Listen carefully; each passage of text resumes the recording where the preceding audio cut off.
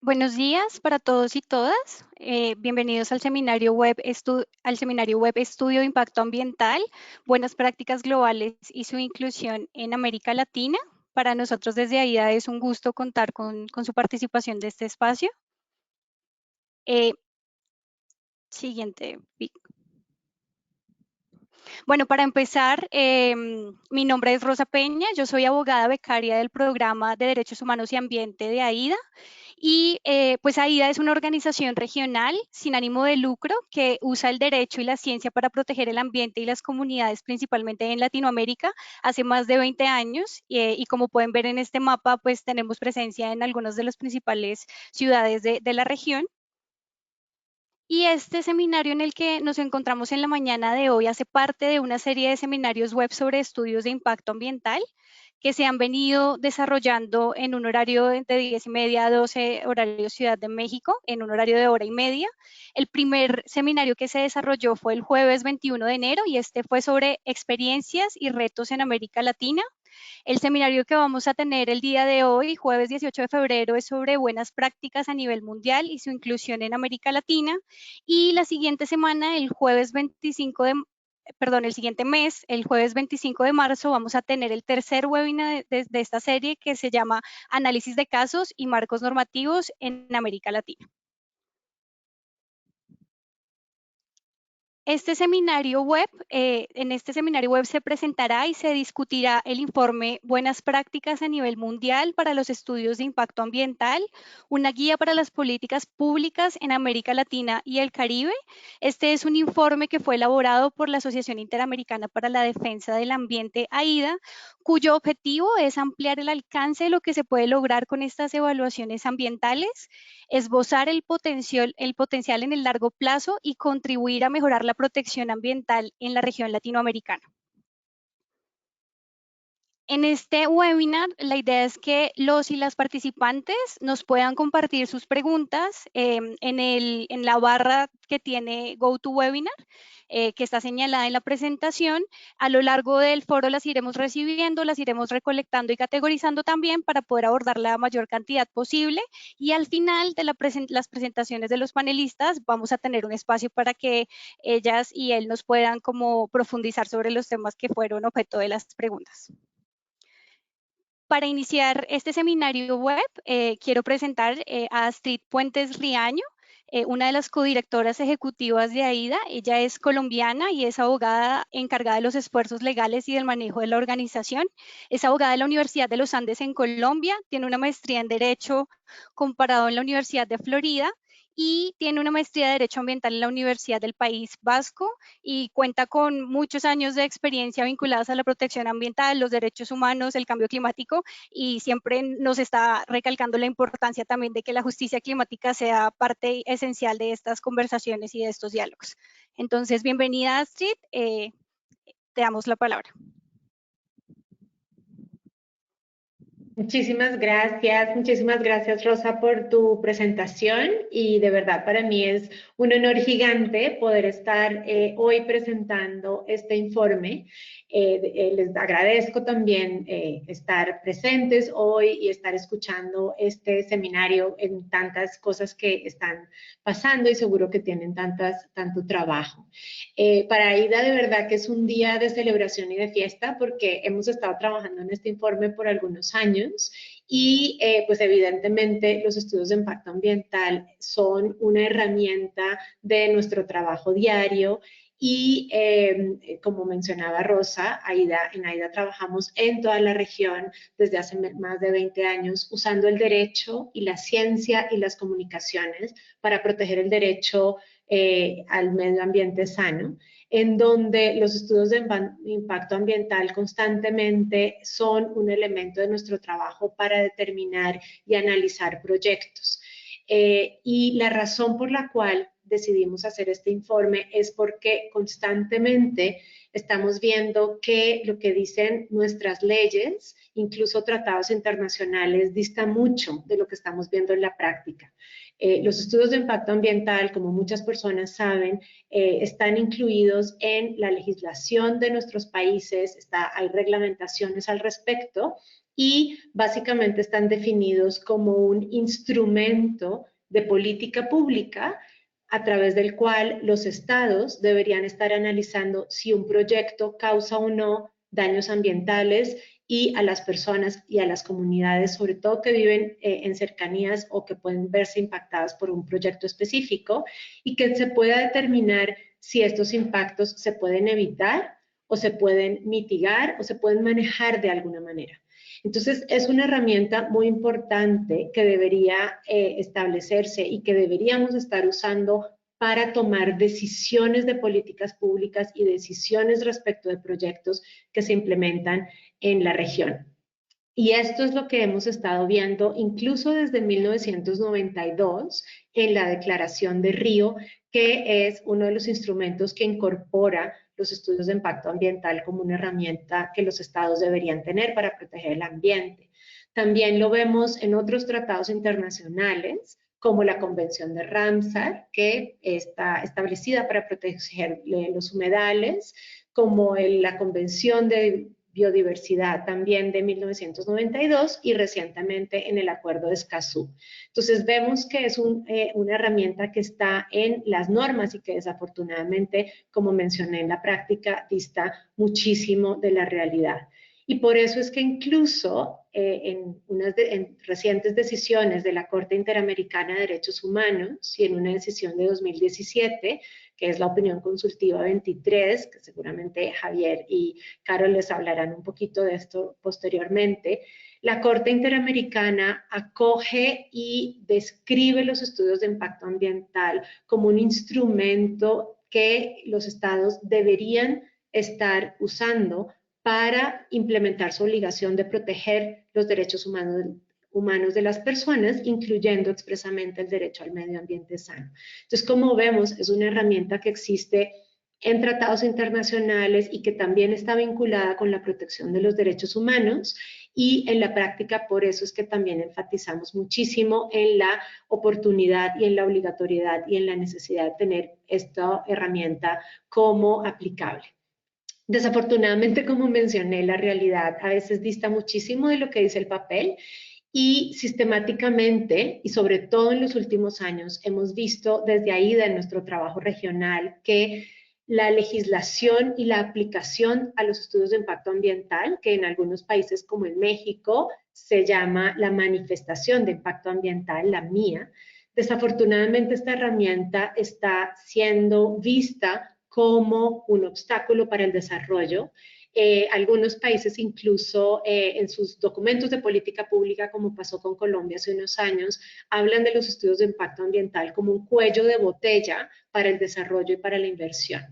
Y lo que desde el trabajo estamos viendo, y justo el objetivo de este informe, es poder dar herramientas para ver cómo en realidad los estudios de impacto ambiental son exactamente lo contrario, son una herramienta que pueden ayudar a los gobiernos e incluso a los inversionistas a evitar conflictos, hacer realmente buenas planeaciones para los proyectos que se quieren implementar y a evitar daños ambientales, daños sociales, daños a los derechos humanos, incluso al cambio climático, que hoy estamos viviendo una crisis climática, y mucho de esto está derivado porque a veces los proyectos o sistemáticamente los proyectos no están bien evaluados e implementados.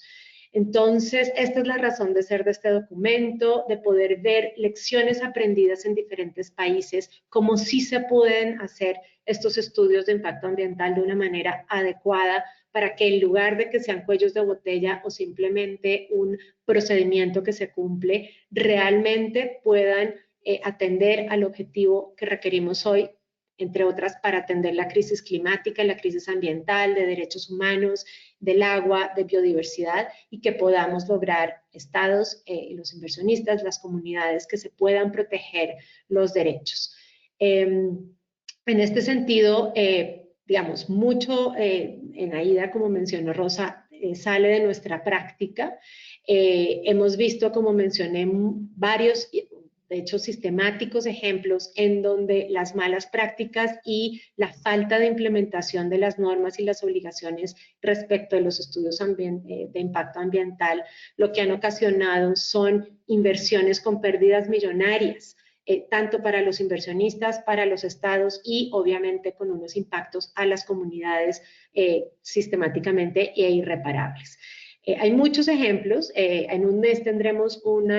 seminario virtual específicamente para hablar estudios de casos, así que no me detendré ahí. Solamente les quería mencionar un par. Uno es el caso de Hidroituango en Colombia.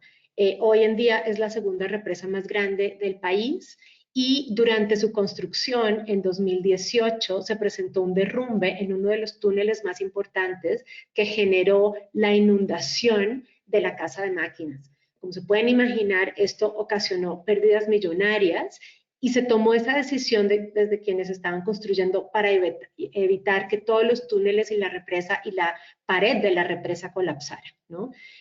Aquí lo que pasó es que por esta pérdida y por el derrumbe del túnel, etcétera, hoy en día la industria de los seguros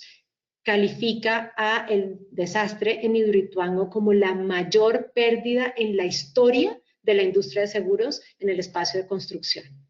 Este es el tipo de situaciones que pretendemos que se pueden y que decimos que se pueden evitar y que la práctica nos muestra que se pueden evitar si se hacen procesos adecuados a los estudios de impacto ambiental. Otro de los ejemplos es Belo Monte en Brasil, que también es un caso que acompañamos a las comunidades afectadas, cuyos impactos se sabía que se iban a hacer. Los científicos y científicas independientes anunciaron a las autoridades previamente de los impactos graves a la Volta Grande al implementar esta represa. Desafortunadamente la información no se tuvo en cuenta en el momento de aprobar la represa y hoy vemos estas afectaciones gigantes que incluso hablan de la muerte de este pedazo, digamos, del río y de la afectación para el río Amazonas. Todas estas situaciones se podrían evitar si los proyectos tienen una buena evaluación de impacto ambiental y este al final es el objetivo que tenemos con producir este informe. Sabemos que cada país es diferente, cada marco legal es diferente, las situaciones particulares de cada país es diferente y por eso no pretendemos con el informe pensar que es un modelo de estudio de impacto ambiental o de leyes, sino que queremos desde ahí resaltar cuáles son los principios y buenas prácticas que se podrían y se deberían estar haciendo con este tipo de procesos, justamente como mencioné, para evitar unos debacles ambientales que además también son económicos, sociales, en derechos humanos y climáticos. Entonces, este es nuestro objetivo fundamental para que colegas, comunidades, organizaciones y autoridades ambientales pudieran tener estas herramientas en su mano. Para finalizar, hay un par de elementos que quisiera mencionar y resaltar. Primero, recordarnos que los estudios de impacto ambiental no son un punto de llegada en el proceso de evaluación y menos en la prevención de los impactos ambientales y climáticos o de los impactos en derechos humanos. Los estudios de impacto ambiental son un paso dentro de todo este proceso que tiene que incluir políticas públicas adecuadas, participación y obviamente una planeación integral de los recursos y de las inversiones que tengan los países. Y el segundo punto que les quería mencionar es recordarnos que los estudios de impacto ambiental son aplicables en particular para los proyectos, un proyecto específico que se debería estar implementando y que desde ese punto de vista es necesario también hacer evaluaciones integrales más amplias, por ejemplo, con instrumentos como las evaluaciones estratégicas ambientales, que pueden tener una perspectiva más allá de un proyecto específico. Un tema así esencial es asegurar que cuando se hacen estudios de impacto ambiental, y ya Javier lo va a decir posteriormente, seguramente, es importante incluir la evaluación de todo el proyecto y no como a veces hemos visto partir los proyectos y por ende las evaluaciones quedan cortas. Así que con esto, de nuevo, de verdad les agradecemos muchísimo su presencia y su interés. Esperamos que puedan leer este documento, entenderlo, usarlo, mandarnos sus comentarios, sus quejas definitivamente si algo no está claro, si no están de acuerdo, porque así es que podemos construir conjuntamente este conocimiento. Quisiera también, al finalizar, felicitar y agradecer a quienes trabajamos en este documento. Hay muchísimas personas que le metimos la mano, investigamos, hicimos comentarios, incluyendo a Iva Tumasula García, que fue una persona que nos ayudó en la investigación inicial para escribir este proyecto, a Javier Dávalos, que durante los últimos 2 años ha estado ayudando a editar y a revisarlo, y también a Víctor Quintanilla por sus ediciones, y al equipo de abogadas y abogados, incluyendo a Marcela, y científicas, María José, a Tainá, Rosa, Andrés,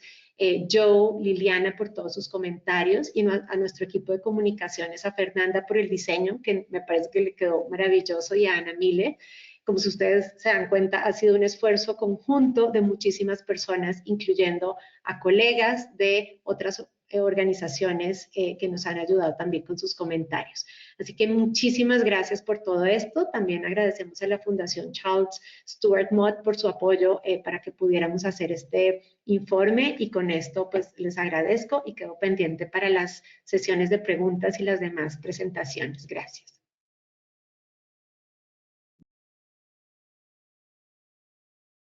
Muchas gracias, Astrid, por tu completa presentación. Solo quería resaltar como algunos elementos que nos mencionabas, cómo los estudios de impacto ambiental son herramientas que se han establecido dentro de los tratados desde el 92, en la Convención de Río, y cómo han sido acogidos en instrumentos importantes a nivel interamericano como la Opinión Consultiva 23, los desafíos que mencionabas en relación con la brecha de implementación que existe de estos estudios de impacto ambiental, y también los desafíos que existen sobre su concepción, porque para muchos son cuellos de botella o se convierten en obstáculos para el desarrollo. Resaltar también lo que mencionabas de cómo estos estudios son imprescindibles para evitar que hayan catástrofes ambientales o hechos como los ocurridos en Belo Monte o en Hidroituango, y también para la viabilidad económica misma de los proyectos, cómo las evaluaciones de impacto ambiental se convierten, o los estudios de impacto ambiental se convierten en herramientas importantes para la toma de decisiones de política pública y para evitar la consolidación de daños ambientales y la profundización de la crisis climática, y también comprender que estos EIA se convierten no son un punto de llegada, sino que son una herramienta vital, y que sin embargo debe complementarse con otro tipo de evaluaciones como las evaluaciones ambientales estratégicas, que son más sectoriales y que sobrepasan un poco los límites de los proyectos. Y por último, este reconocimiento que haces también del trabajo en equipo que dio como resultado este gran informe y este aporte desde las buenas prácticas de los EIA. Para continuar,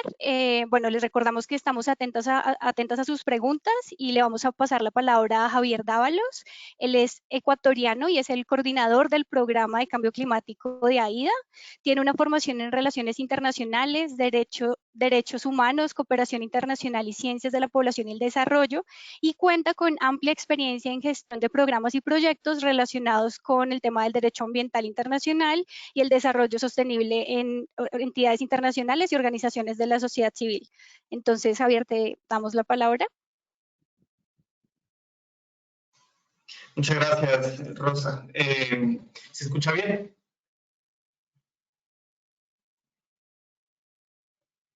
Sí, te escuchamos. Perfecto. Muy bien, nuevamente, gracias por estar el día de hoy con nosotros y con nosotras para la presentación de este reporte sobre buenas prácticas a nivel mundial en relación a los estudios de impacto ambiental. Como ya mis colegas mencionaban, nuestra idea es que este informe pueda ayudar a fortalecer los procesos de ella en la región y proponer nuevas formas de asegurar que los proyectos de desarrollo respeten plenamente los derechos humanos y los derechos ambientales a través de la implementación de buenas prácticas que hemos podido detectar en este reporte. Yo quisiera arrancar mi presentación haciendo o mostrándoles un par de diapositivas y hablando sobre ellas para contextualizar los estudios de impacto ambiental. Sé que muchas de las personas que están aquí tienen un interés específico en conocer las buenas prácticas que vamos a reseñar más adelante, pero creo que vale la pena hacer un contexto inicial, y esto tiene que ver con la filosofía que nosotros creemos que un estudio de impacto ambiental debe ser un proceso interdisciplinario de varias etapas orientado a cumplir dos objetivos principales. El primero es identificar, anticipar, evaluar y prevenir los posibles impactos ambientales de una propuesta de desarrollo antes de que se tomen decisiones importantes o que se comprometan recursos de los países, de las comunidades. Y el otro objetivo es que el estudio de impacto ambiental debe servir para decidir si se lleva a cabo un proyecto, es decir, integrar el análisis de los posibles impactos socioambientales en los procesos de toma de decisiones sobre un proyecto determinado.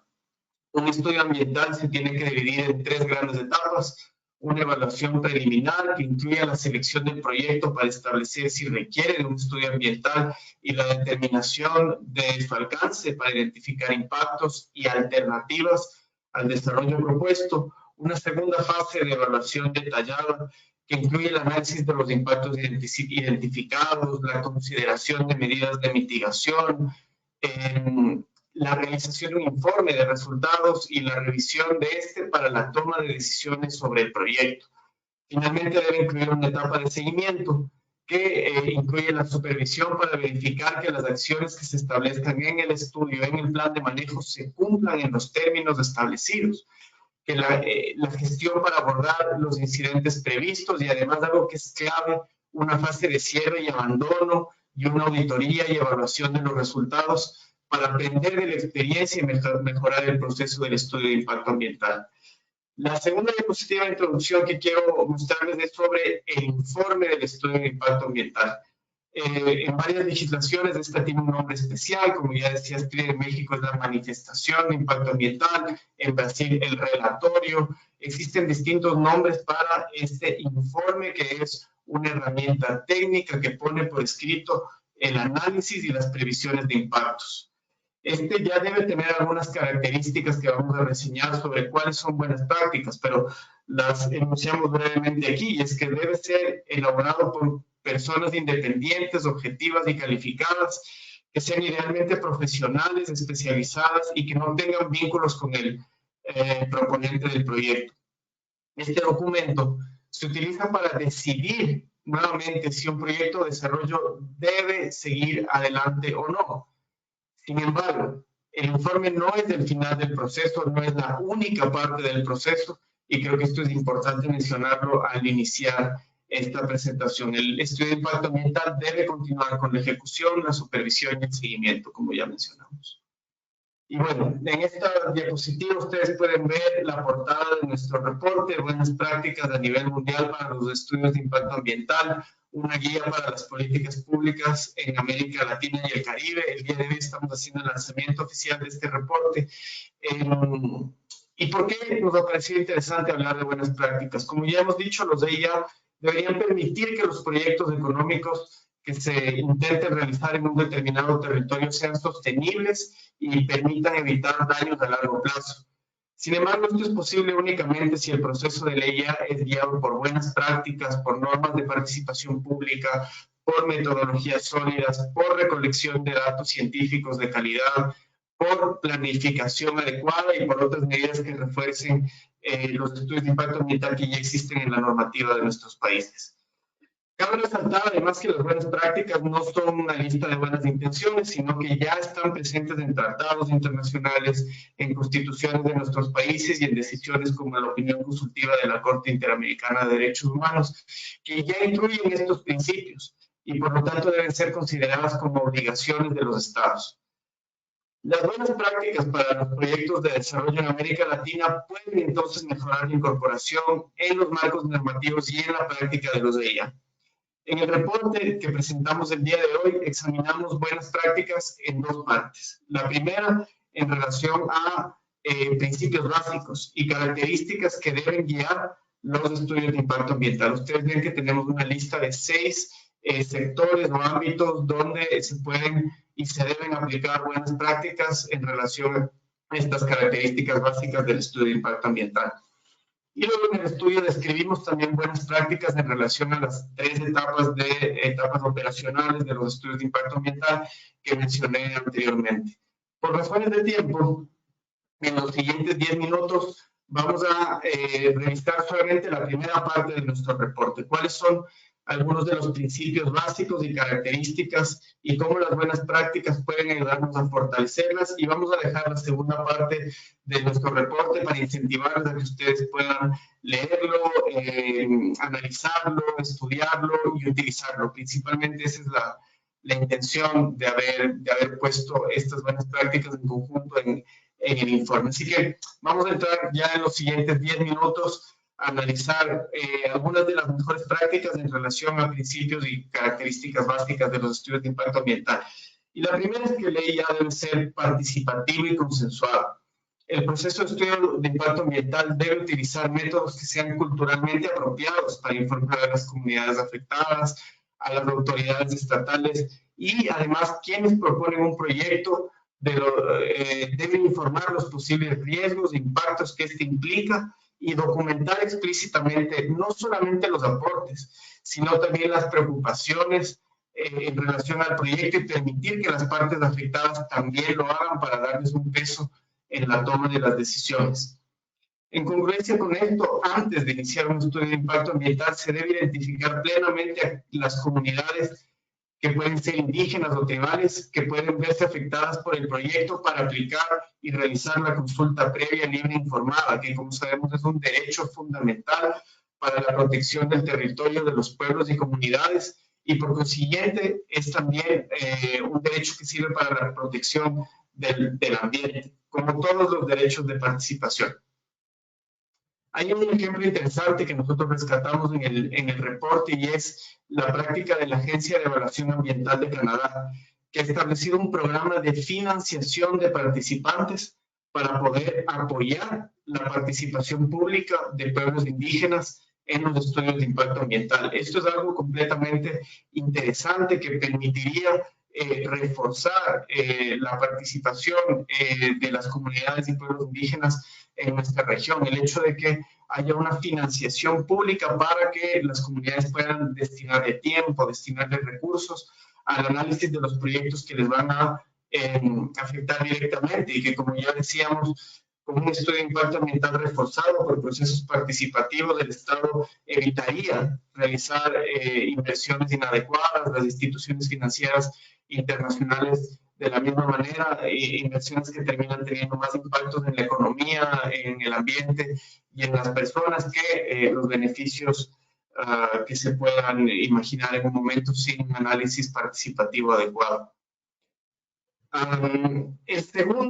La segunda categoría donde nuestro reporte analiza buenas prácticas en cuanto a estudios de impacto ambiental es la calidad.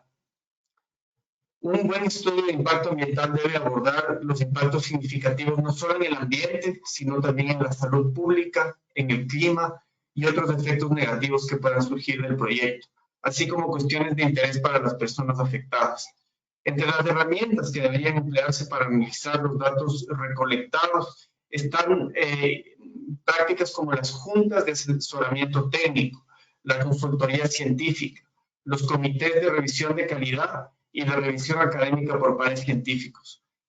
En línea con lo que decíamos anteriormente, también se debería garantizar la participación de personas científicas independientes elegidas por la comunidad y la inclusión de conocimientos tradicionales. Esto es algo clave. Normalmente pensamos que para que algo científicamente sea de alta calidad solo tiene que hacer referencia a la visión occidental de la ciencia y en realidad deberíamos tender a siempre incluir el conocimiento ancestral de los territorios donde se pretende hacer un proyecto de desarrollo. Y obviamente, como también ya señalaba Astrid en la introducción, los proyectos no deben dividirse en partes para acceder a estudios o a licenciamiento más sencillo o estudios menos rigurosos, sino que, por ejemplo, una hidroeléctrica o una explotación petrolera o minera siempre debe considerar los impactos adicionales de la zona a intervenir, como pueden ser vías, carreteras, infraestructura, etcétera. Un ejemplo interesante que recogemos en el reporte es el de la Comisión de Evaluación Ambiental de los Países Bajos, donde hay una autoridad nacional que de manera independiente mantiene una base de datos con todas las evaluaciones ambientales realizadas en el país, con conjuntos completos de documentos clasificados por categorías. Otro de los elementos o sectores donde las buenas prácticas son importantes es en relación a qué tan eficiente y práctico debe resultar un estudio de impacto ambiental. Esta información que se recoge, que se comparte, tiene que ser entendible, aceptable, utilizable por todas las partes interesadas. Y el EIA debe asignar una importancia a la planificación de los elementos clave del proceso, como ya dijimos, la participación pública, la recolección de datos, etcétera. Desde el punto de vista de la eficiencia, el EIA debe estar integrado en los procedimientos de concesión de licencias o toma de decisiones ya existentes en el país y no ser un procedimiento aparte. Otro de los ámbitos donde destacamos algunas buenas prácticas a nivel mundial es en relación a la confiabilidad, la independencia y la transparencia. El proceso de estudio de impacto ambiental debe llevarse a cabo con rigor, con equidad, con objetividad y ser verificado por terceras partes independientes. Esto es clave. Una buena práctica es que para asegurar independencia, las autoridades ambientales deben contar con listas o bases de datos de personas expertas con registros transparentes para que sean ellas quienes lleven a cabo los procesos que involucran un estudio de impacto ambiental. Y al mismo tiempo se debe garantizar constantemente el acceso público a la información, establecer explícitamente los factores que van a ser considerados en las tomas de decisiones y reconocer abiertamente las limitaciones y las dificultades. Esto es importantísimo en relación al principio de precaución, que lo vamos a ver también más adelante. Llegando ya casi al penúltimo de los aspectos en los que nosotros hemos hecho énfasis en relación a las buenas prácticas y características y principios básicos de los estudios de impacto ambiental, decimos que las normas de calidad aplicables a los EIA deben estar en mejora continua para estar a la par con los nuevos métodos y las buenas prácticas. Los EIA deben proponer alternativas viables y factibles a un proyecto, y esto es importantísimo. El hecho de incluir una alternativa de no proyecto es una buena práctica que se debe establecer en esta región. Se debe elegir siempre la opción menos destructiva. Los EIA deben ser holísticos. ¿Esto qué quiere decir? Incluir no solamente los impactos ambientales, sino incluir impactos relevantes sociales, económicos, biofísicos y culturales. Y además reconocer la incertidumbre inherente a la evaluación del impacto socioambiental. El proceso entonces debe abarcar tanto las fases previas como las posteriores a la toma de decisiones, y ello significa que el estudio de impacto ambiental no termina, como ya hemos dicho, como una decisión sobre el entrega de la licencia, sino que debe extenderse a un seguimiento, monitoreo importante durante toda la implementación del proyecto. Uno de los ejemplos importantes, que también ya lo mencionaba Rosa, es la incorporación de la práctica de la evaluación ambiental estratégica. Esto es una evaluación que va más allá del proyecto por proyecto, sino que permite hacer una evaluación más coherente de la política pública y de por qué se están aplicando proyectos que pueden ir en contra, por ejemplo, de la planificación climática del Estado. Y esto es algo clave. Con esto vamos a cerrar la presentación, y es el último elemento que queremos destacar. Un estudio de impacto ambiental en el año 2021 debe tener en cuenta el cambio climático. Como sabemos, el cambio climático es la amenaza a los derechos humanos más grave y más urgente de nuestro tiempo, y por tanto es fundamental que la planificación de un estudio de impacto ambiental tome en cuenta el análisis de cambio climático, utilizando, como les decía antes, el principio de precaución. Cuando no es posible predecir y conocer todos los impactos futuros, el principio de precaución guía las decisiones de no actuar y de cambiar el proyecto para que este sea acorde a una situación de crisis climática en la que nos estamos enfrentando. El estudio de impacto ambiental entonces debe evaluar los posibles impactos en materia de cambio climático que un proyecto o actividad pueda tener, así como los impactos que la crisis climática puede tener en el proyecto o actividad propuesta. Esto puede hacerse documentando, por ejemplo, cuáles son las emisiones de gases de efecto invernadero de un proyecto, cuáles son las medidas apropiadas de prevención y mitigación de emisión de gases de efecto invernadero, ¿Cuál es la viabilidad a largo plazo del diseño de un proyecto en un contexto incierto de cambio climático? Esto es clave. Ya también mencionábamos la problemática que existe con las grandes represas. Se debe también hacer una referencia en los estudios de impacto ambiental a cómo un determinado proyecto afecta o ayuda al cumplimiento de los objetivos de mitigación y de adaptación y de respeto a los derechos en este proceso del Acuerdo de París. Cómo un determinado proyecto aumenta las emisiones o va en contra de lo propuesto por las contribuciones nacionalmente determinadas de un país. Finalmente, esta es la última diapositiva, también se debe realizar un análisis de riesgo de los posibles impactos del proyecto en el clima, incluyendo posibles medidas para prevenirlos, mitigarlos o gestionarlos. Y además, como decíamos antes, incluir conocimientos, innovaciones y prácticas tradicionales de los pueblos indígenas que han contribuido históricamente a los esfuerzos de conservación de los ecosistemas y de la diversidad biológica con bastante éxito. Una buena práctica que hemos identificado es enmarcar cada proyecto de estudio de impacto ambiental a través de 3 lentes diferentes: la sensibilidad, la adaptabilidad y la vulnerabilidad. Voy a explicar brevemente cada uno de estos. La sensibilidad incluye las formas en las que un proyecto reaccionará a los cambios en la ecología local y en la condición climática. La adaptabilidad se refiere a las posibles políticas o prácticas que pueden ser implementadas para mitigar o resistir los efectos del cambio climático. Y la vulnerabilidad es la medida en la que el cambio climático afectará negativamente al funcionamiento real del proyecto. A manera de conclusión, podemos señalar que las buenas prácticas de estudios de impacto ambiental pueden brindar enseñanzas a la aplicación de procesos de ellas sólidos y efectivos en América Latina. El objetivo de este informe es justamente que los de ella en nuestra región recojan estas buenas prácticas, tanto a nivel normativo, que las comunidades puedan utilizarlas para exigir a los gobiernos, a las empresas, la utilización de este tipo de características y principios básicos para que los de ellas sean utilizados como estos procesos que permitan fortalecer el diálogo democrático y promover los derechos humanos y el derecho al ambiente sano. Con esto yo cierro la presentación y estoy también atento a las preguntas que ustedes puedan tener. Muchísimas gracias.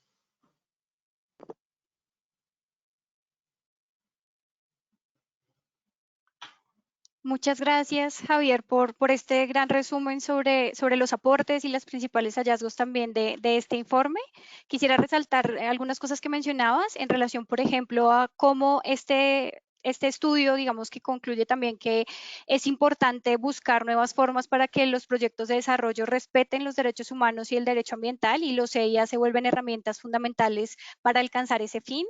Que se trata también de procesos interdisciplinarios que tienen varias etapas y que es una herramienta técnica que tiene diversas denominaciones en nuestros países a nivel regional. Y también quisiera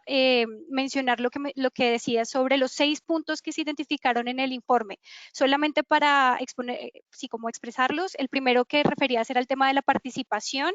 y que sea consensuado, y ahí es vital el respeto a la consulta previa, libre e informada. Y se mencionaba el caso de Canadá en el tema del programa de financiación a participantes y la real incidencia de las comunidades en este tipo de estudios. El segundo era la alta calidad, que incluya impactos de todo tipo en términos de salud, de clima, de ambiental.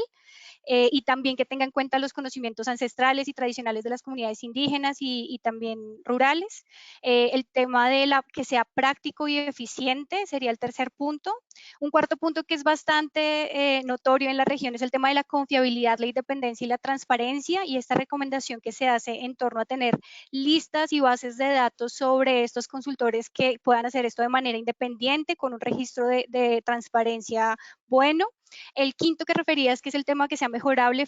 y flexible y que incluya alternativas al no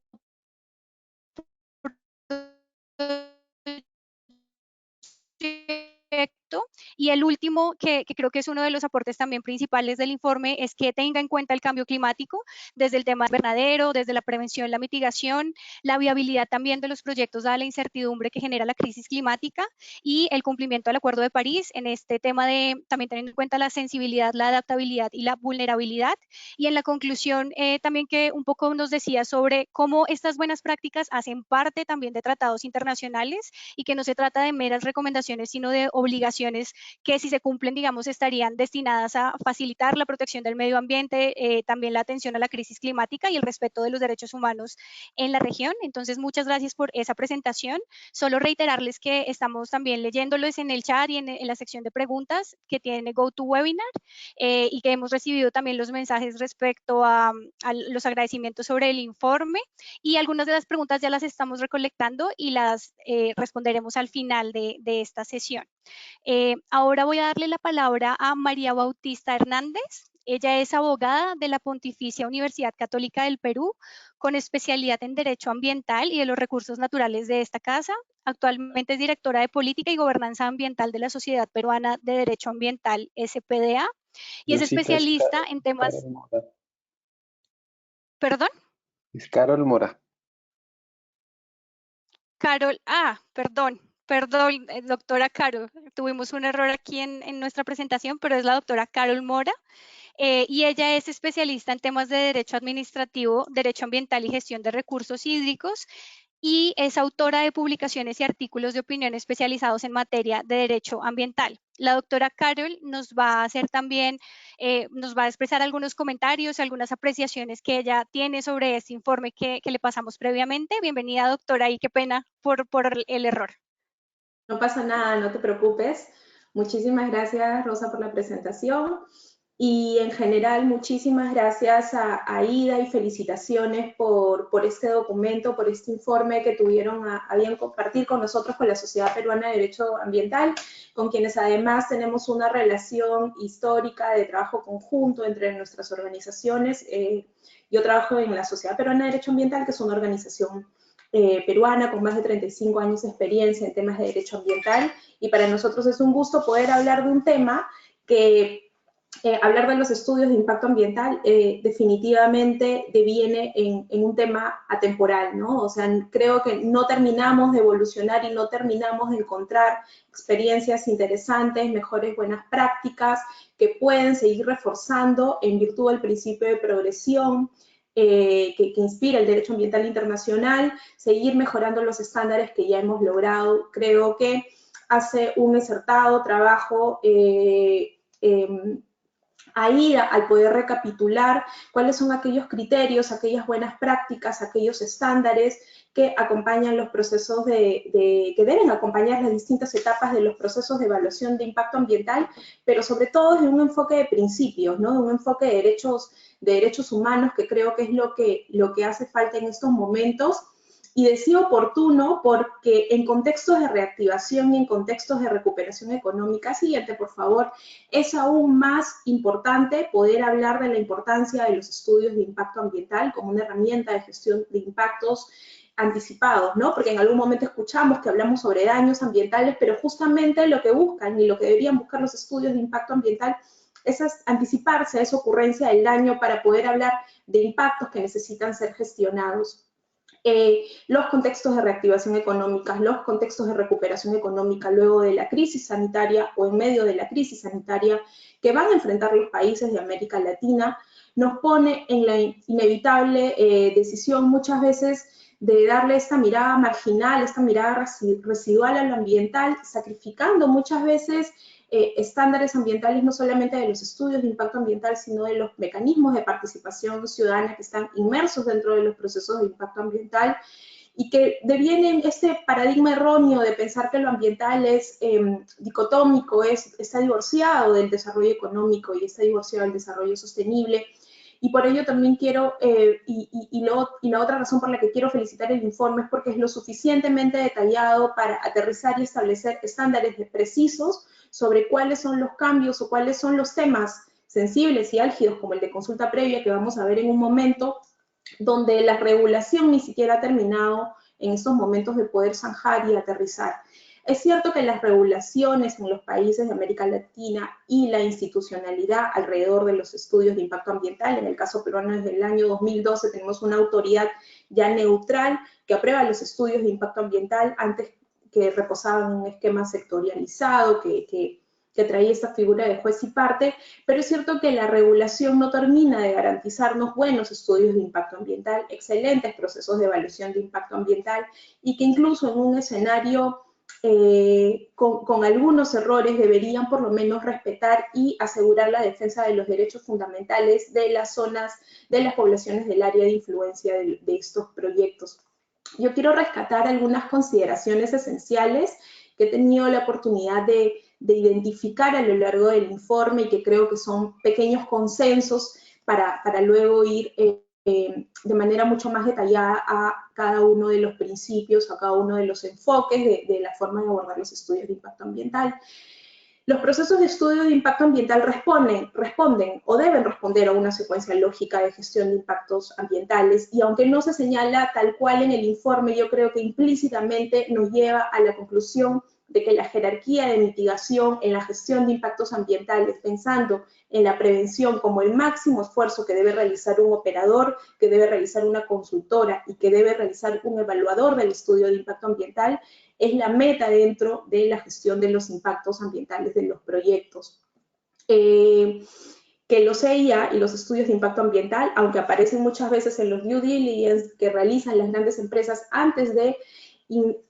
involucrarse en un proyecto de inversión, antes de invertir en un proyecto de inversión, aunque aparecen como un trámite, como un requisito más, podríamos decir que en estos momentos es la herramienta de gestión ambiental más importante de un proyecto de inversión y que no deben estar aislados bajo ninguna lógica de la decisión pública principal. El estudio de impacto ambiental, al igual que el análisis económico sobre la rentabilidad social, sobre la rentabilidad económica del proyecto, debe ser mesurado y ponderado en las mismas condiciones, con la misma importancia que cualquiera de estos elementos. El proceso debe servir antes que se tomen decisiones importantes, y esta es una frase que estaba en las primeras secciones del informe y a mí me resonó muchísimo porque, claro, los estudios de impacto ambiental como parte del proceso de la decisión pública sobre si un proyecto va o no va, y porque el estudio declara la viabilidad ambiental del proyecto, generalmente está relegado a una fase donde la decisión de intervenir determinada zona ya se adoptó, donde la visión de desarrollo sobre una zona ya se adoptó. Entonces, ¿cuáles son las posibilidades reales de incluir lo ambiental en la decisión pública? Si más bien el estudio de impacto ambiental muchas veces se termina teniendo que adaptar al proyecto ya diseñado, al proyecto ya elegido, a la zona ya elegida, y es por eso que temas como los que mencionaba Javier sobre el estudio de alternativas a nivel de sitio, a nivel de proyecto y la posibilidad de el proyecto o la selección cero son fundamentales para poder hablar de una inclusión efectiva de la variable ambiental, no solamente en la fase de elaboración del estudio de impacto ambiental, sino justamente al momento del diseño de los proyectos. Y lo que les comentaba, ¿no? Que esta mirada de lo ambiental a nivel de planificación, a nivel de gestión pública, termina reforzando o termina, creo, acabando con esta idea de que lo ambiental es una competencia con el desarrollo económico, y que cuando tenemos que poner a disposición los procesos de evaluación de impacto ambiental surge una implícita competencia entre los sectores estratégicos o que dinamizan la inversión económica frente al sector ambiente, lo cual definitivamente no debería ser así. Ahora bien, ¿no? Dado la inmensidad de elementos, dada la inmensidad de responsabilidad que ponemos sobre los estudios de impacto ambiental respecto a la gestión de las áreas, también creo que es importante reconocer que la gestión ambiental de un proyecto no puede darse exclusivamente en un estudio de impacto ambiental, que deben existir herramientas complementarias de planificación y a priori que deben sumarse a atender la oportunidad de lo ambiental. Lo mencionaba Javier con el tema de la evaluación ambiental estratégica, que no ha prosperado importantemente en los países de América Latina, porque aún obedece a una regulación voluntaria, una regulación que va a depender mucho de la voluntad política de los países, de los beneficios asociados e incluso de que existan las condiciones habilitantes para que así suceda. pero creo que es importante por lo menos ir pensando que lo ambiental y que los estudios de impacto ambiental no terminan de tener que atender todo el peso de la planificación ambiental. Y algo que me pareció interesantísimo y que creo que es algo en lo que debemos aspirar los países, porque hasta el momento vemos el estudio de impacto ambiental como una herramienta o un instrumento de gestión ambiental, una herramienta exclusivamente ambiental, es que tanto la regulación, la institucionalidad, pero también la puesta en práctica pueda darle a ley la oportunidad de aportar a la gobernanza democrática y pueda obedecer justamente a los principios de un enfoque de derechos basados en derechos humanos, que los estudios de impacto ambiental desde su gestación, desde su formulación, puedan atender a criterios de transparencia en el proceso de elaboración de las líneas bases, de rendición de cuentas, con el seguimiento y monitoreo, y que principalmente sea un proceso que esté en su fase de evaluación de diseño, blindado totalmente de la injerencia política para dar lugar a un trabajo técnico, a un trabajo neutral y sumergido en la objetividad que amerita justamente decidir la viabilidad ambiental de una intervención. Aún subsisten esquemas de fragmentación de lo ambiental, aún tenemos distintos estándares dependiendo de los sectores, dependiendo, lo ponía como ejemplo en el informe el equipo de AIDA, sobre el tema de centrales, esta mirada proyecto a proyecto, esta mirada del fraccionamiento de las actividades que no termina darnos la oportunidad de tener una mirada estratégica de lo ambiental. Creemos que es algo que se puede ir superando con mejores estudios, con mejor nivel de calidad de estas herramientas, y cuando hablamos de ella, obviamente hablamos del proceso, pero hablamos también del documento final que es aprobado. Siguiente, por favor. Y ya lo ha mencionado muy bien Javier, y cuando ahí pongo certificación ambiental me puedo referir a la calificación ambiental o al licenciamiento ambiental, pero hace muy bien en mencionar algunos criterios y algunos estándares dependiendo de estos principios, ¿no? Que no están explícitos necesariamente en la legislación, pero que creo que son partes estructurales del proceso de certificación ambiental. Nos encontramos en estos momentos en medio de la crisis sanitaria. En el caso peruano, por ejemplo, se han establecido una serie de disposiciones para la virtualización de lo que es un derecho, la virtualización de la participación ciudadana, y probablemente esto nos enfrente en el futuro sobre la necesidad de mirar qué estándares y qué reglas de juego podrían ir siendo flexibilizadas en virtud de justamente de la reactivación económica, de la necesidad de la recuperación de la economía nacional. Creo que muchos países de América Latina perdimos la oportunidad, o por lo menos hemos postergado la oportunidad de ratificar acuerdos como el Acuerdo de Escazú, que creo daban lugar a tener mejores estándares de participación pública, a concretizar estos derechos que pueden parecer etapas formales del proceso de certificación ambiental, pero que no terminan siendo otra cosa que el ejercicio pleno de derechos y la concretización de los mecanismos de participación ciudadana. Y esta mirada de la participación ciudadana como trámite, que creo que es algo que necesita ser olvidado para pasar a un enfoque de derechos humanos. Hemos visto muchas veces cómo, sobre texto de la reactivación, la flexibilización de los plazos de los mecanismos de participación ciudadana, o el reemplazo de mecanismos sustantivos como los talleres participativos o las audiencias públicas, en reemplazo o reemplazadas por mecanismos más formales o de solamente informativos, termina siendo la salida, cuando en realidad esto no hace más que postergar lo que eventualmente podría ser un conflicto social, ¿no? Mencionaba Street al momento de su presentación que nos encontramos muchas veces a esta mirada de lo ambiental como obstáculo, porque lo que intentamos es apurar la aprobación de un proyecto o la aprobación del estudio, cuando en realidad lo único que estamos haciendo ahí es aplazar la gestación de un eventual conflicto social, porque se trataría de un proyecto sin legitimidad desde lo ambiental, sin legitimidad desde lo social. Un tema que aún sé que no está exigible y que no es obligatorio en muchas de la legislación de América Latina es el tema de consultar los estudios de impacto ambiental, es decir, desde la consulta previa. En tanto esa discusión se sigue dando, que es una decisión muy valiosa, ¿no? Por todo el tema de oportunidad, de si el mejor momento para consultar a las poblaciones tiene que ser el estudio de impacto ambiental o una etapa más temprana. Aún tenemos herramientas como la participación intercultural, la participación indígena, que necesitan ser reforzadas dentro de los procesos de evaluación de impacto ambiental. Mencionaba Javier el tema de la asistencia técnica,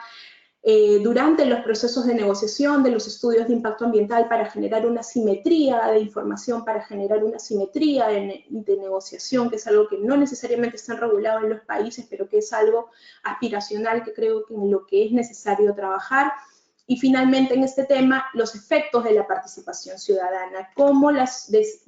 resultados de los procesos de participación ciudadana terminan incidiendo, terminan impactando, terminan generando un efecto directamente en la decisión pública, cómo se ven reflejados y son parte de la decisión del evaluador y de la decisión de la autoridad.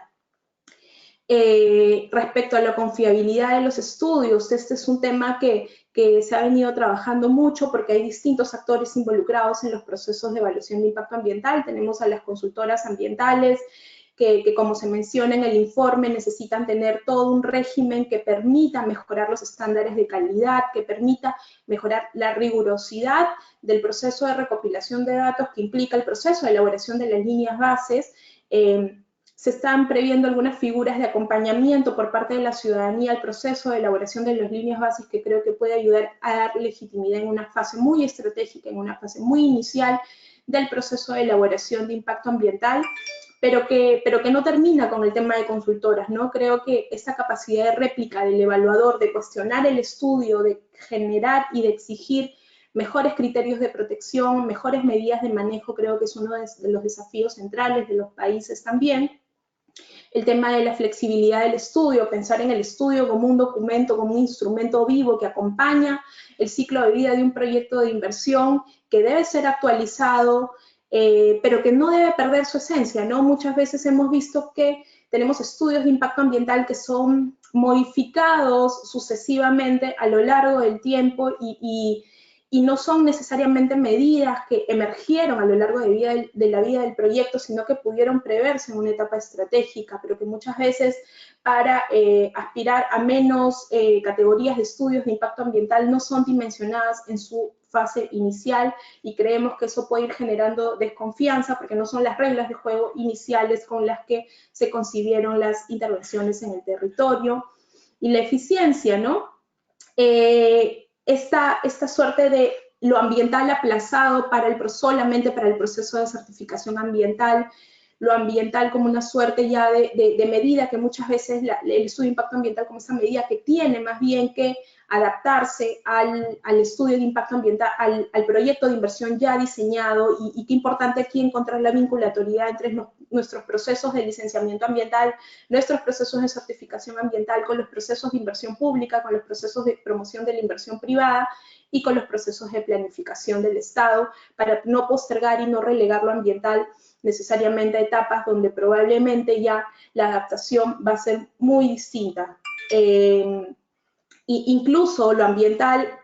concebido y acogido e incluido como un factor de competencia para poder elegir mejores postores, mejores operadores y mejores implementadores. Siguiente, y con esto ya acabo porque estoy segura que me estoy pasando el tiempo. Cuando en el informe se contempla la necesidad de incluir la variable climática o los compromisos de reducción de emisiones en los estudios de impacto ambiental, yo no sé otra cosa que pensar que ese es un escenario plus de los estudios de impacto ambiental, pero un escenario que creo que debe darse progresivamente. Incluso todo el tema vinculado a la necesidad de identificación y gestión de impactos acumulativos y sinérgicos, que no es un desafío fácil, no se trata simplemente de inventariar los impactos anteriores a la intervención, sino que se trata de diferenciar desde cuándo es responsable el operador, qué tipos de impactos acumulativos van a ser dimensionados, qué pasa si el operador no puede atenderlos, cómo las presiones en el territorio se van sumando. Pero me parece muy importante que AIDA haya hecho el esfuerzo de ir ya poniendo en agenda la necesidad de atender estos temas adicionales, entre comillas, pero que creo que son prioritarios, como el tema de la dimensión del impacto acumulativo y sinérgico, que justamente es muchas veces obligaciones del operador en el papel, en las normas, pero al momento de implementar los estudios de impacto ambiental es algo que no se viene exigiendo en su totalidad porque simplemente no están claras las reglas de juego en ese sentido. La gestión de los impactos del impacto climático asociado al proyecto y la relación de estos con los compromisos climáticos y las contribuciones nacionales comprometidas por los estados, la jerarquía de mitigación como un principio, como un enfoque estratégico clave, no solamente de los procesos de evaluación de impacto ambiental, sino de la planificación, todo el tema de estudios, alternativas, que es una etapa del proceso de evaluación al que hay que agregarle valor y hay que darle la importancia necesaria porque incluso nos puede llevar a decisiones sobre la no intervención que deberían ser totalmente válidas y analizadas. Y cómo todo esto puede fortalecer los procesos democráticos desde la transparencia, desde la rendición de cuentas, desde la distribución equitativa de la riqueza también muchas veces y sobre, obviamente, la posibilidad de que las personas y la ciudadanía dentro del área de influencia de un proyecto de inversión conozca los efectos reales y conozca la verdadera dimensión de los impactos que se van a generar en sus territorios, en los territorios que ocupan. Yo con eso termino y nuevamente agradecer a AIDA por poner este tema en agenda. Creo que es súper oportuno. En diciembre de 2020, el Congreso de la República del Perú intentó aprobar un proyecto de ley para poder eliminar los estudios de impacto ambiental de todos los proyectos de inversión, de infraestructura, de industrias extractivas, en medio de una crisis política que muchos de ustedes conocen, en medio de una crisis sanitaria que todos estamos viviendo. Y este es otro claro ejemplo de que debemos estar muy atentos para que no retroceder en cuanto a los estándares que nos ha costado tanto lograr a los países y porque lo ambiental otra vez no tiene que ser visto más como algo marginal al desarrollo de nuestros países. Muchas gracias.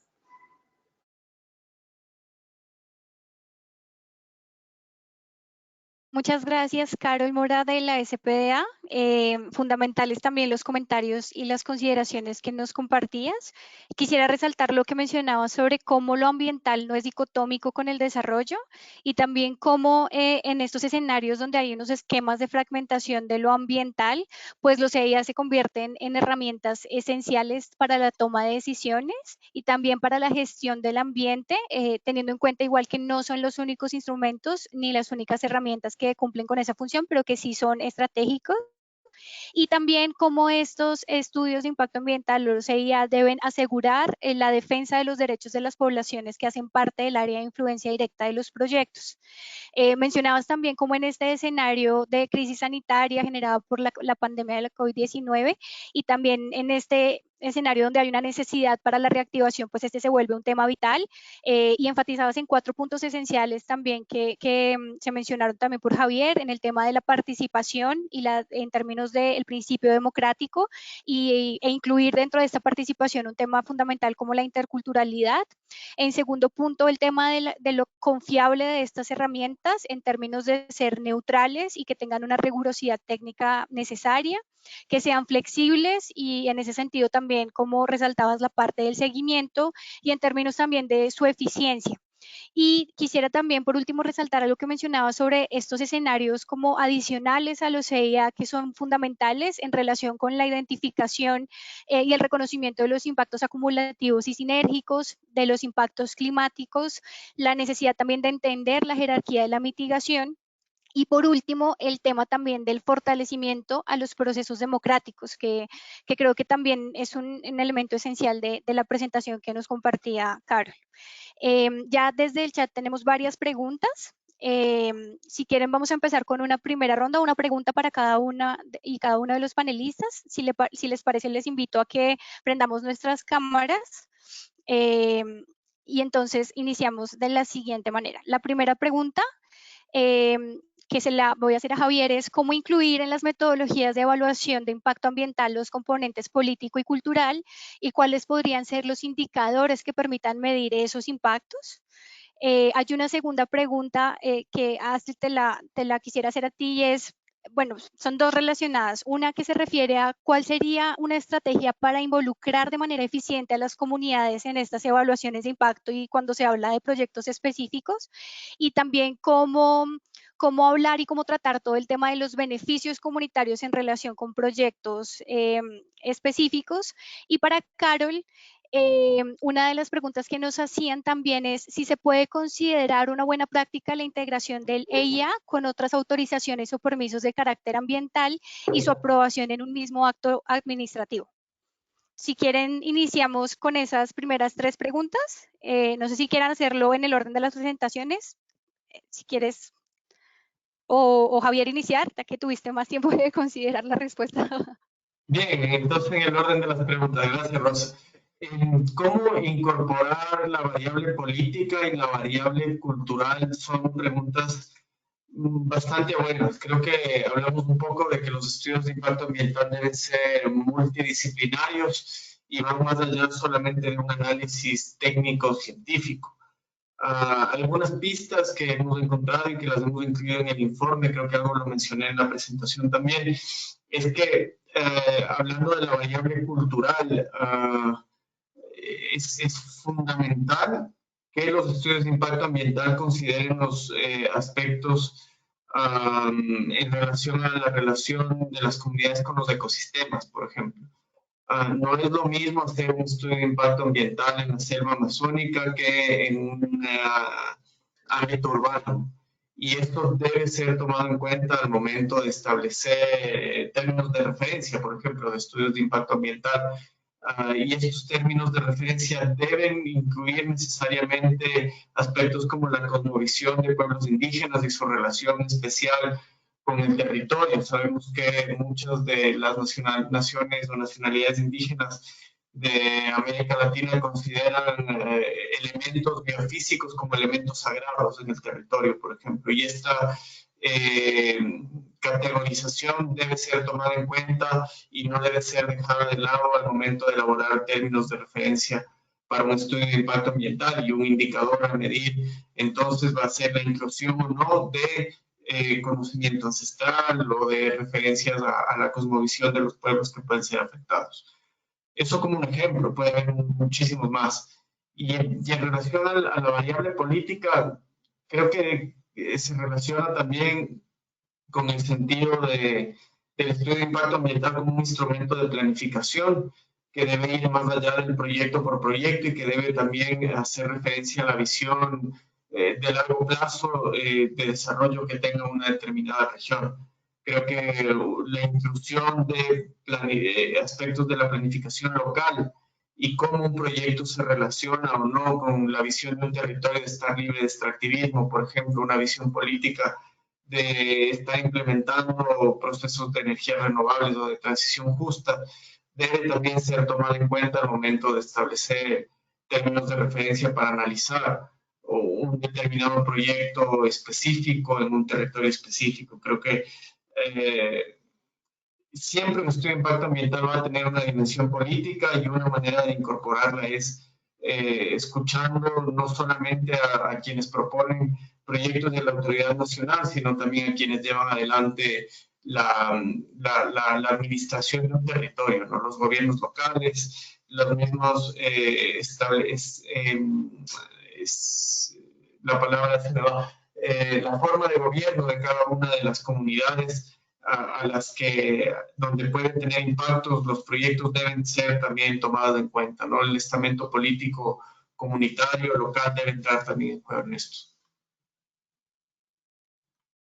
Muchas gracias, Javier. Astrid.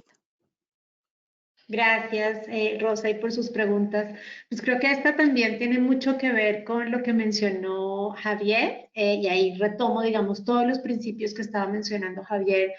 Me parece que son claves para poder asegurar que las comunidades se pueden involucrar realmente dentro de los estudios de impacto ambiental, que resaltamos no son un documento ni un momento específico, sino son todo un proceso. ¿no? Que tienen que ver con la evaluación previa al proyecto, en la implementación e incluso el cierre.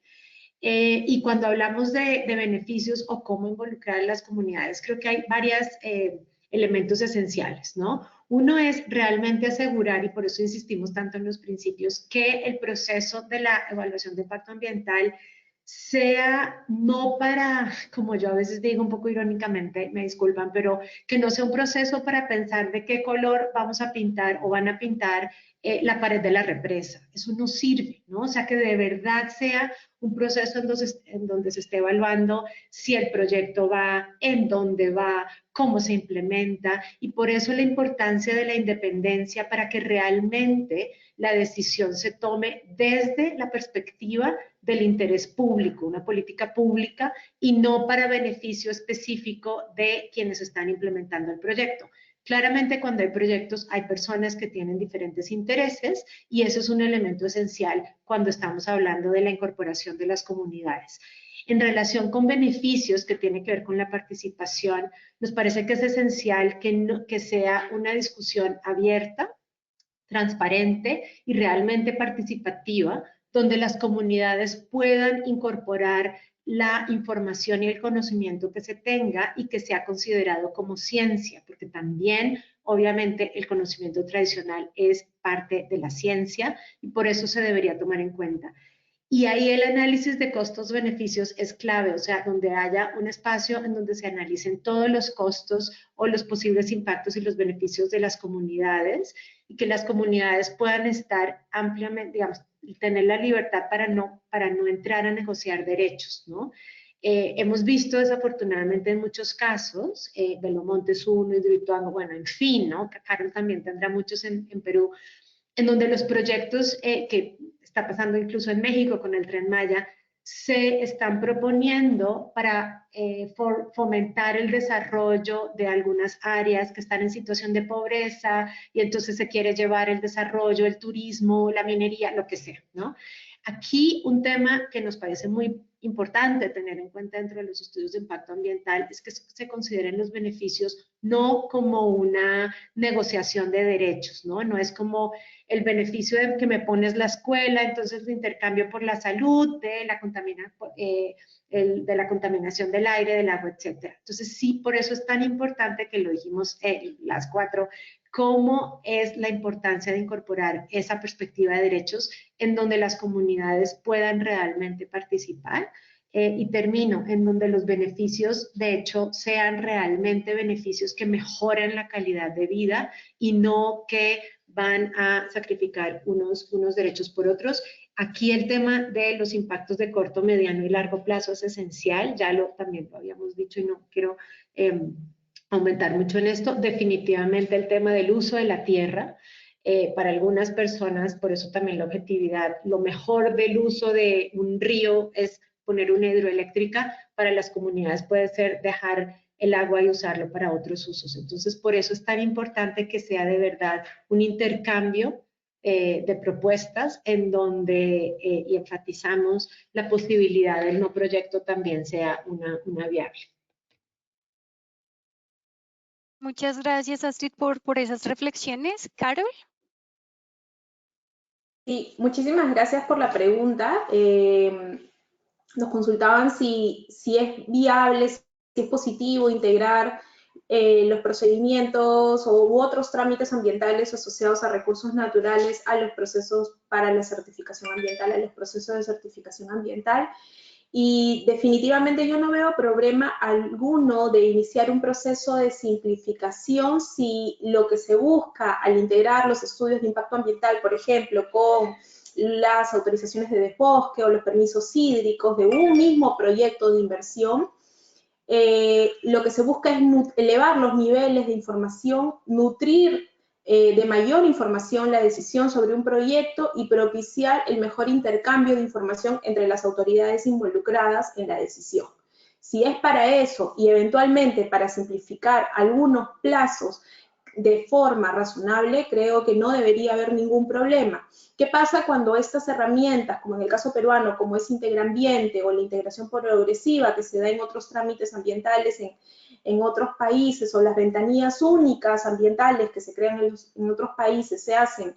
en desmedro o comprometiendo los plazos que tienen las autoridades para evaluar los estudios de impacto ambiental o los plazos que tienen las comunidades y las poblaciones para desarrollar de forma razonable sus procesos internos para la decisión final, sus procesos internos de participación ciudadana, creo que ahí se estarían comprometiendo derechos. Si se establece el recorte de plazos para que el evaluador, el opinador técnico pueda pronunciarse sobre un permiso, un informe, porque ya no tiene 45 días para hacerlo, sino 15, consideramos que eso definitivamente termina generando una coerción funcional que no hace para nada bien al proceso de evaluación de impacto ambiental, que como insistimos, creo todos, tiene que ser un proceso neutral, blindado en la mayor parte de lo posible de esta injerencia política, deslindado de presiones que puedan terminar por generar resoluciones o decisiones poco técnicas, poco acertadas, cuestionables incluso en sede judicial o por organismos no gubernamentales, como ha sucedido en el caso peruano y en otros países también. Entonces, creo que el problema, insisto, no está relacionado directamente a la integración, a la simplificación, sino a una flexibilización de estándares esenciales. Y eso sí es algo con lo que definitivamente no comulgamos. Muchas gracias, Carol. Si les parece, a cada uno de ustedes les voy a hacer 2 preguntas adicionales. Nos quedan 14 minutos con la idea de poder abarcar todo lo que se está moviendo en el chat. En primer lugar, a Javier, se está preguntando cómo hacer para que el Estado aplique de manera efectiva los EIAs y si existen esos ejemplos positivos donde esto ya está ocurriendo y cómo ocurre. Y también otra pregunta es, ¿cuál es la diferencia entre las evaluaciones ambientales estratégicas y las evaluaciones de impacto ambiental? Si también existe algún ejemplo positivo o una experiencia positiva al respecto. Para Astrid nos preguntan también si la evaluación de impacto ambiental que se establece en la opinión consultiva y el estudio de impacto ambiental es lo mismo, si le aplican los mismos estándares y si estamos hablando de la misma herramienta. Y también nos preguntan qué hacer en casos de proyectos que son declarados de interés público, en los cuales se dice no es necesario o se les exime de la responsabilidad de realizar estudios de impacto ambiental. Y para Carol, hay también una pregunta sobre cuál sería la metodología para determinar las alternativas en el caso de estos estudios de impacto ambiental, como las distintas alternativas, y también cómo poner o cómo avanzar que se ponga sobre la mesa la alternativa del no al proyecto, un poco también recogiendo esa perspectiva como más democrática que nos has mencionado en tu presentación. Entonces, Javier, si puedes iniciar. Gracias, Rosa. Muy buenas preguntas nuevamente. Yo creo que hay varias vías para exigir a los estados la implementación de buenas prácticas y de mejoras en los marcos normativos en relación a los estudios de impacto ambiental. Creo que una forma importante en este momento es justamente la revisión de las obligaciones internacionales que tienen los estados emanadas de tratados internacionales, de dictámenes de tribunales internacionales, que pueden contribuir a que los estudios de impacto ambiental sean vistos de una manera más amplia y no solamente como un requisito para la obtención de una licencia o un paso meramente formal. Y que los estados se vean obligados a hablar más sobre el fondo del asunto, y es qué me lleva a tomar o no una decisión de autorizar un determinado proceso. Y aquí el otorgamiento de licencias ambientales ha demostrado que tiene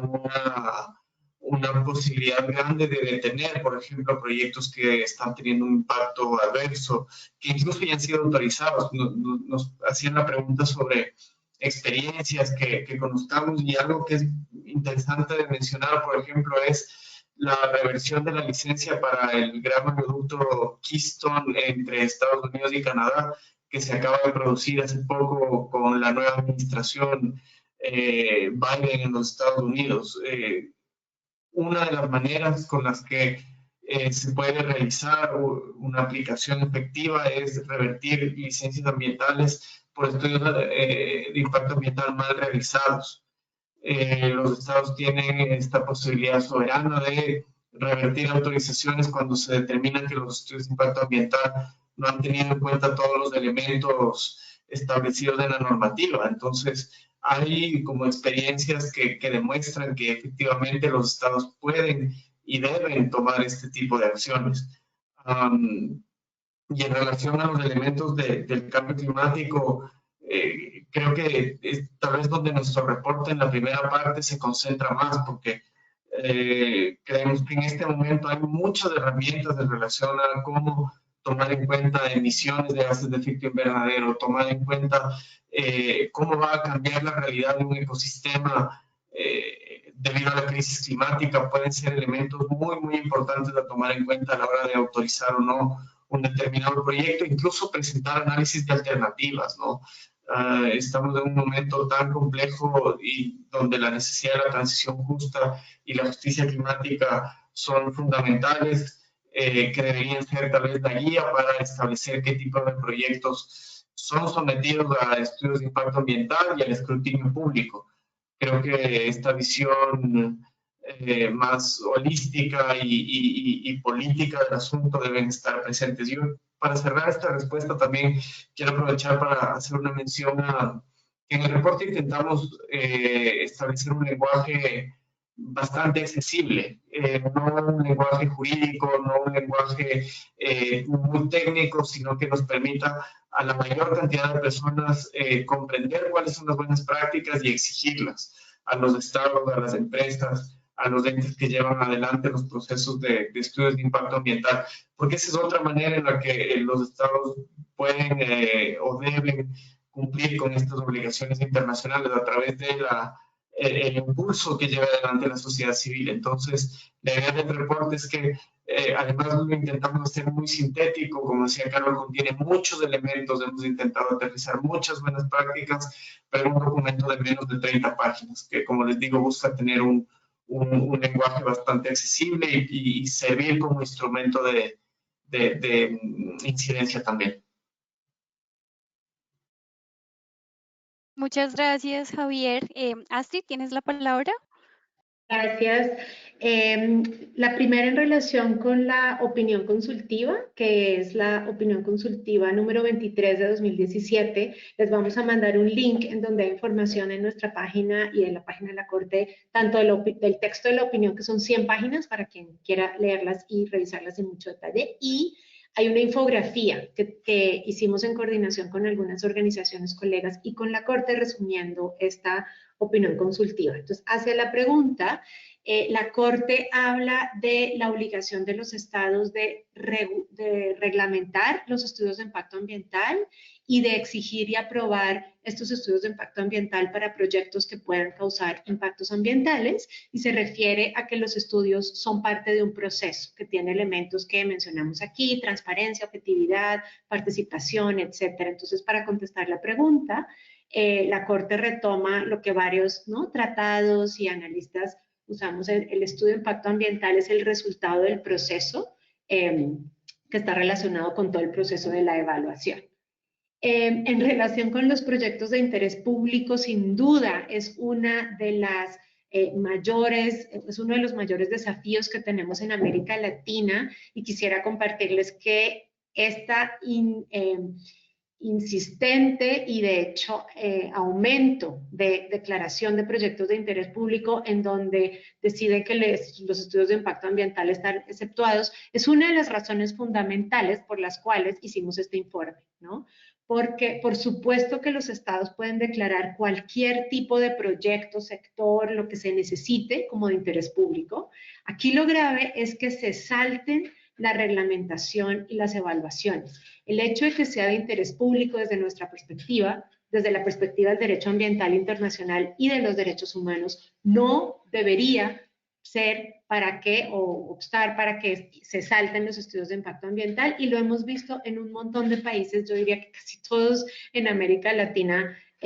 tenemos un ejemplo al menos de esto. ¿Y qué es lo que se puede hacer? Hacer incidencia definitivamente hacer litigio. Y el problema de eso es que a veces los litigios, o en general los litigios, se demoran mucho más que lo que se demoran los proyectos. Hidroituango en Colombia, que les mencioné, es un ejemplo de estos, ¿no? Entonces, ¿qué se puede hacer? Pues obviamente litigar y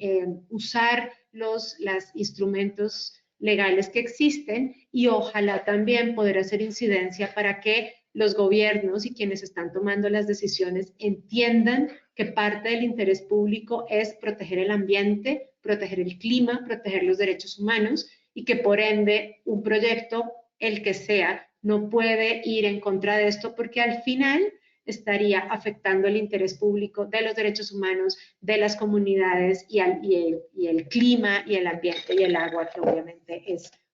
esenciales para los países. Gracias. Muchas gracias, Astrid. Carol, ¿tienes la palabra?